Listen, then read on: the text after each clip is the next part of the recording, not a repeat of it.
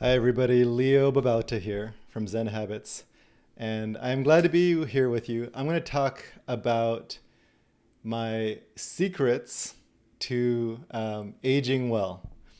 And I put secrets actually in quotes because there actually are no secrets, but I'm going to tell you the things that I have found to be most effective um, as I as I hit my sixth decade. So I just turned 51 this year, and I am feeling as young as ever. I honestly don't feel any older than when I was in my 30s. I feel an incredible aliveness and a zest for life. And so I'm going to talk about how I actually do that. I'm doing this video with a little bit of stubble here so you can see my white hairs. If I shave down, I look like I could be, a lot younger. And so I need to let some of the stubble grow out so you can see. Actually, I am aging, and and I actually have no problem with aging. So I'm going to talk about that and the attitude that I have towards aging, but also what I do to keep myself like in a place of aging well. So I'm going to share that. In my recent videos, I've been asking you, and you've been actually coming through, asking you to comment below and let me know if you have any topics you'd like me to talk about. And so this is actually one of the topics that were suggested. So I'm going to talk about that here. I take every comment seriously. I've been replying to just about every comment, at least with an emoji, but sometimes with more. And I read every single one. And I've taken every topic suggested and put it onto a list. And I'm going to use that list to inform the videos that I make. So thank you for those who have been doing that. And please do comment with more. So, aging well. And this is not like anti-aging. This is not like there's something wrong with aging and we should not age. This is about how to age well, gracefully. And of course, I'm not, I haven't aged as long as some others who are in their 70s or 80s. So you take that with a grain of salt. I'm 51 years old. But when I hit 50, I started thinking about the decades coming. 50 is a big number, and it makes you think. I would imagine that most people who turn 50, and if you're watching this video and you know what I'm talking about. You start to think about your life, and that's what happened for me. Is that I started thinking about how do I want to live the next few decades of my life, assuming that I live, let's say, as old as my grandmother. She's 95 right now. If I can make it close to her, let's say I get to 85, 90, that would be amazing, right? A nice long life. But I wanted to live not just long, but well into those years. So I read a book, or actually I listened to the audio book by Dr. Peter Attia called Outlive. Highly recommend it. Read that book or listen to the audiobook. It was free on Spotify for a while. It might still be. Highly recommend listening to the audiobook as you go out and go for a run or a walk. Do some kind of exercise. It's a great companion to exercise. So I started reading that book. I started looking at Brian Johnson as another guy who's really like geeked out about it. Other people in different areas like this, and so this was a big topic for me for the last year plus. And I'm not saying I have all the answers, but I'm going to share with you what I've been finding to be important so far in my life, because I started changing my life around the age of 30. So for the last 20 years, I quit smoking. I started eating better, and now I'm a vegan. I started exercising, and I've done, marathons and ultra marathons and exercised in all kinds of ways, from CrossFit to Go Ruck challenges to, burpee challenges and, powerlifting type exercises and more. So I really geek out about that. I really geek out about nutrition and health and what it's like to live a good life. So I'm going to talk about all of that stuff here in this video. Okay, so the first thing is my attitude towards aging. I think it's so important to talk about this because our society, our culture, and I don't mean just the one that I live in, which is the US. I mean a lot of Western culture is anti-aging. Like, we don't like aging. We fear aging. We're ageist in that we have a lot of bias against people who've been aging, who are older.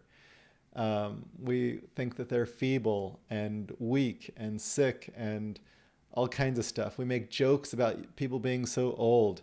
And this is a problem because, first of all, it marginalizes the people who have been aging, so people who are in their older decades. It marginalizes them. It makes them feel less than. It makes them feel insecure about themselves and feel like they don't have any value anymore, which is the opposite of the truth. And so this is a problem. And it's also a problem for the young people because they start to fear aging. And when they see a little bit of a wrinkle or a gray hair, they start to freak out, and we start to try to not age and do all kinds of surgeries and, injections and stuff like that so that we don't become older. This is a problem. And so the attitude that I take is aging is natural, that getting older is a wonderful thing, that we could lean into that phase of our lives, and that actually being old is not an insult. It's just a part of being human. And if you've made it that long, I actually consider you lucky. And I can't wait to be in my 60s, 70s, and 80s, and 90s if I can make it that long. So that's one thing. But I also think that living long is not the only thing to consider. We want to live well into those old age. Live well. And that means healthy, strong, able to do things for ourselves, able to go to the grocery stores and carry a bag of groceries home. Functional things, physical things, mental things. We want to have those capabilities. And so that would be my ideal, is to live well into my old age. Do I need to be as strong as I am now? No, of course. We're going to lose some strengths, lose some capabilities as we age, but I would like to lose those at a slower rate than I would if I didn't pay attention to some of the things I'm going to talk about. So that's the approach that I take for myself. Do I think that everybody needs to take the same approaches as me? No. So just be clear, but I'm still going to share. And what I'm going to share is that there are no secrets, but these are the things that I find to be important. So first, if you're doing anything to hurt yourself, stop doing that. That would be the first thing. And so when I talked about quitting smoking, that was actually the biggest thing that I've ever done, is to stop smoking. If you're smoking, that would be the first thing to address. If you're doing any other kinds of harmful things, if you overdo alcohol, so alcoholism or something close to that, if you're drinking several alcoholic drinks a night, that would be a sign of okay, that's the thing to address first. If you're doing something damaging, stop doing that. Now, of course, that's not so easy, and so there's a lot of work to be done there, and I'll do more videos about quitting a bad habit or an addiction type habit. I'm not an addiction counselor, so we're not going to go that deep, but I do believe that you can get addiction counseling. You can join a support group. There's a lot of resources. And if it's just about quitting, a bad habit like smoking, I can share more about that in future videos. So if you're doing something like that, stop doing it. What else? What other kinds of harmful habits are there? Actually, post below if you have a harmful habit. Smoking and hard drug use and alcoholism would be some of the biggest ones. Okay, so if you're doing any of those, stop doing it. The next most important one would obviously be exercise. And wherever you are with exercise, there's always the next kind of level to progress. And so if you are completely sedentary, then all you got to do is a few minutes a day of getting up and moving. 5 minutes, 10 minutes, something like that. When I first started, I really struggled with getting the ideal exercise program.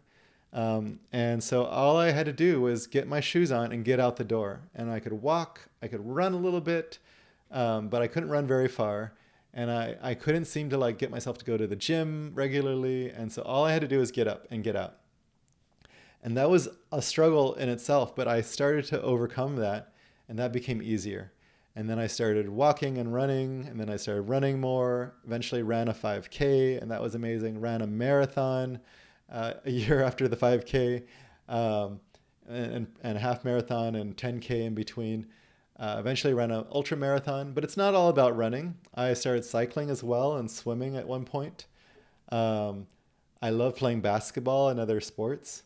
I started lifting weights later, but first it was body weight exercises and then lifting weights. Did CrossFit for a while, rucking, which is like weighted hiking. I've done a lot of hiking.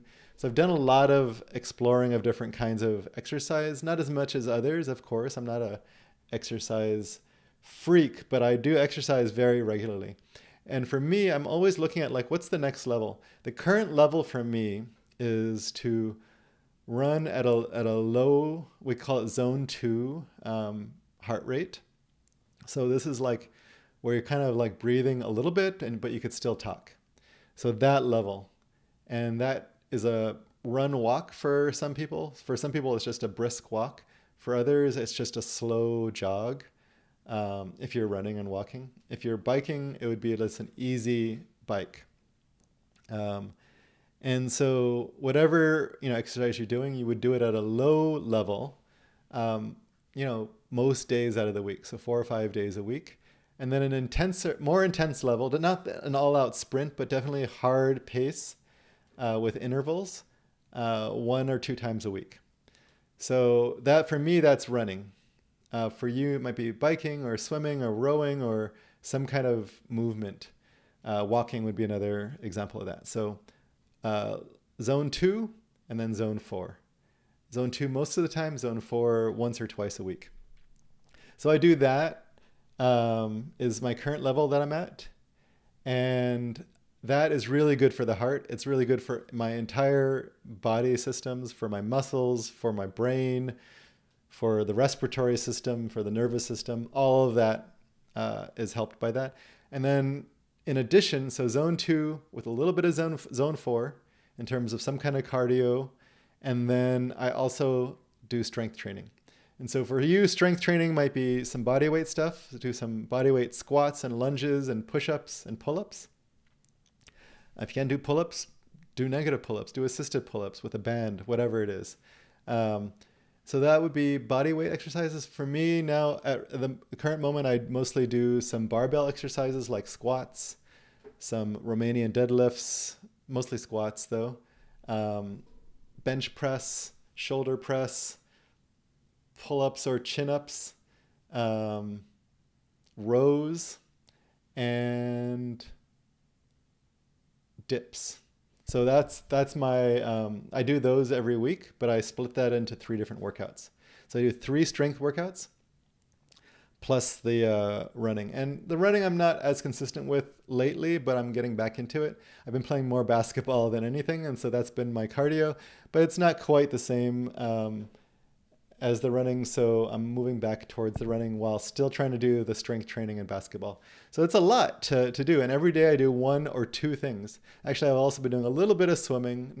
I don't do a lot of laps or anything, but just kind of kicking around inside the swimming pool. So I'm mixing stuff up.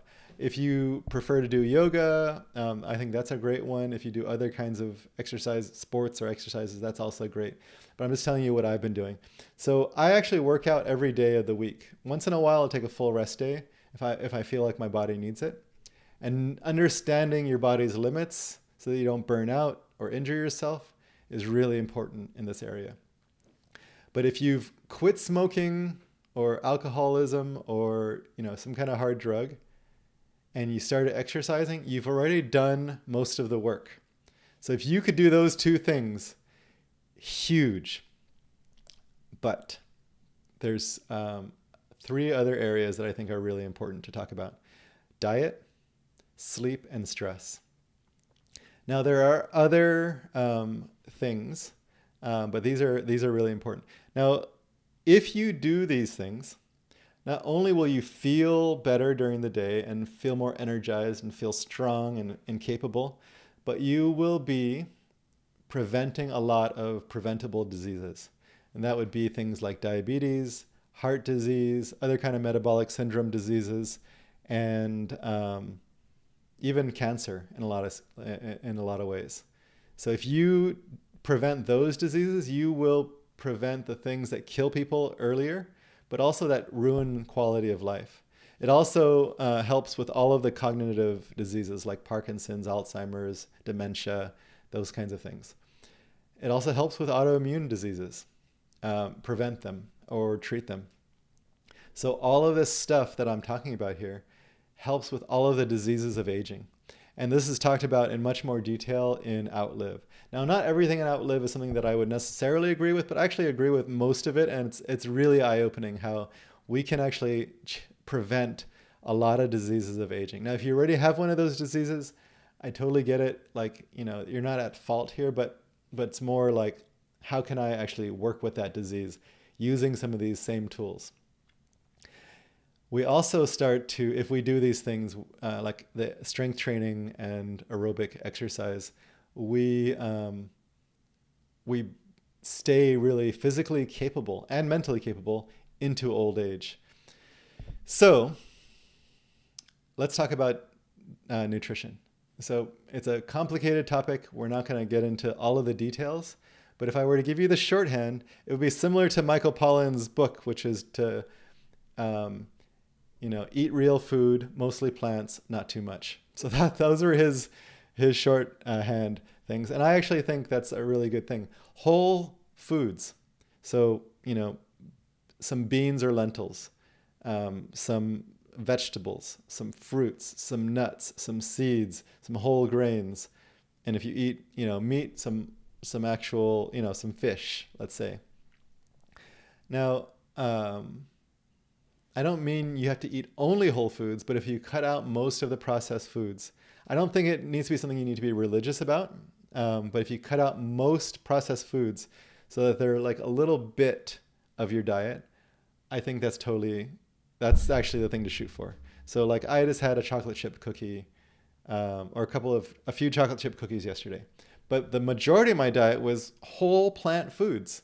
And so I had oats with bananas and raisins, a little bit of protein powder, which is not a whole food, but I'm shooting for higher protein right now these days.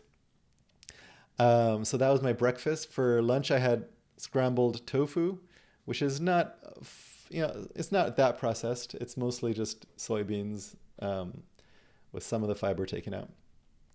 And by the way, soy is totally healthy for you. Don't buy into the propaganda. It's totally healthy. I have an article on my website that proves it. But so scrambled tofu with some vegetables in it, and some brown rice. That was my second meal. My third meal was protein shake and an apple. Then my last meal was lentils and kale and some brown rice, seasoned. So, and then I had some chocolate chip cookies. So it was mostly whole, unprocessed foods, lots of nutrition. If you plug that eating pattern into a nutrition calculator, you'll see that I got all of my nutrients for the day. Chronometer.com, CRONO meter.com is a free website that you can use, an app on your phone as well, where you can enter in your diet and you can see how many calories am I getting? Am I getting good protein? Am I getting all the minerals and vitamins that I need? And so you'll see like, oh man, I'm short on these things. But the main thing, you don't have to geek out that much. The main thing is people eat too much processed foods, fried foods, packaged foods, processed, so flour, added sugars, added hydrogenated oils, all of that kind of stuff. It's unhealthy for you. If you eat whole foods, and I'm a vegan, so take my word with a grain of salt, but if you eat whole plant foods, it's incredibly healthy. Lots of fiber, lots of nutrients, not a lot of the bad stuff. In fact, none of the bad stuff if you just eat whole plant foods. So that is what I base my entire nutrition around, is just whole plant foods. I have a little bit of processed foods here and there, but not much.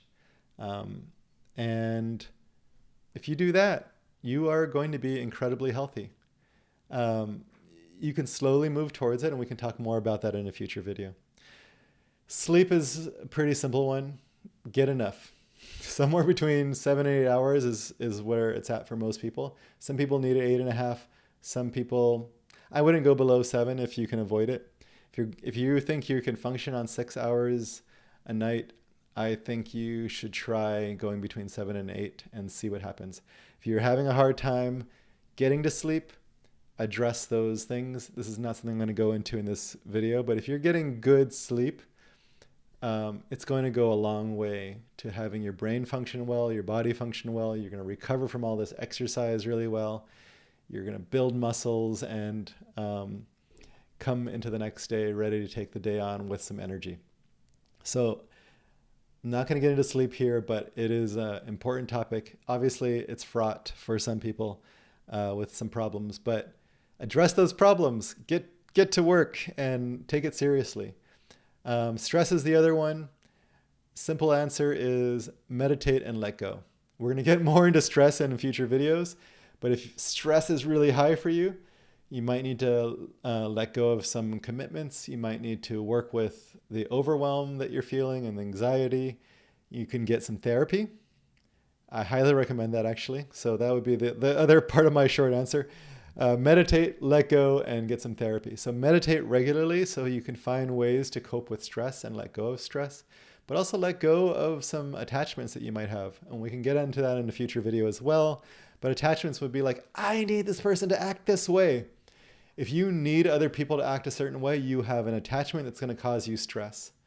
Focus on what you can control, which is your own behavior and thoughts. In fact, you can't fully control that either, but you can actually work with that. That's under your locus of control a lot more than anybody else's emotions or thoughts or actions. We think we need to control other people's emotions by people pleasing. That's impossible to control their emotions. Focus on your own. If you take care of this side of the street, the other side isn't so much a problem. People start to take care of their side if you take care of yours as well. And so that can be a nice benefit. But even if they don't, still look on your side. If you're already doing everything on this side, then there can be stuff you do on the other side. And we can talk about relationships in future videos. But for now, I would really recommend letting go of trying to take any responsibility for other people's actions, for their emotions, and for their thoughts. It could take some therapy and it could take some meditation, but let go of that. And in the end, what you want to do is reduce stress. What other stress reducing things can you do? Take a bath, go for a walk. The exercise stuff really helps. Sleep really helps. Not overworking yourself and not getting too caught up in like needing things to go the way you need them to go is another idea. Okay. So this is a long video, but this is something that I highly believe in is aging well using these tools. Now, are there other things that people do? Yeah, of course. They do cryo, cold therapy, hot therapy, different kinds of, rays on them, different kinds of surgeries, different kinds of injections, different kinds of medications. If you need medication for, a disease, chronic disease, short-term disease, take it. Follow your doctor's advice. But I think that we become too reliant on medication. So use the medication if you need it, but do these other things as well. Drugs. I think people are too reliant on it. Dr. Peter Attia in his book Outlive does make a good case for taking some statins and a couple other things, and I haven't done that yet, but my numbers are really good, and so I'm really happy with that, and I don't think I'm going to go to statins at this point, but he makes a pretty good case for them. So I'm not saying you should never take any kind of medication or drugs. I'm not anti-medication or anti-drugs, but people get too caught up in that stuff.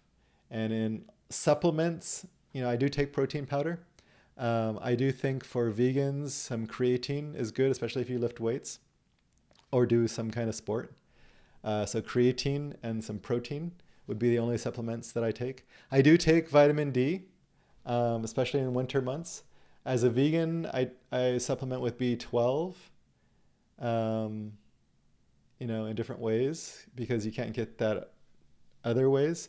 So there are some supplements that I think are great, but I think people get too far into the supplements. I need to take all these amino acids and collagen and, most of it is just waste of money. If I were to say there's a couple other things that I think are really important for aging before I finish this video, they would be relationships and community and purpose. So if you are feeling lonely, if you don't have a lot of friendships, if you don't have a lot of meaningful relationships, if you don't have some sense of community, this would be something that I would address. It's really, really important, actually. And then a sense of purpose. Do you have a sense of purpose in your life? And that could simply be, I'm going to go and do some volunteer work. I'm helping these kids. I'm taking care of, people who need it. I'm, doing some kind of service to the community. I'm helping my family out. I'm taking care of my elderly parents. Whatever it is that you think might give you a sense of purpose. It doesn't have to be some kind of grand mission in life. Although if you have that, amazing. So some kind of purpose, I think, is also something that's incredibly important. And so I've laid out a number of things. If you want me to go more into these in future videos, please let me know. Like, I really want to hear more about how to change my diet. Great. Exercise. Great. I can go into these things. I hope this has helped. Thanks, my friends. Please subscribe. Share this with your friends. Like the video if it helps.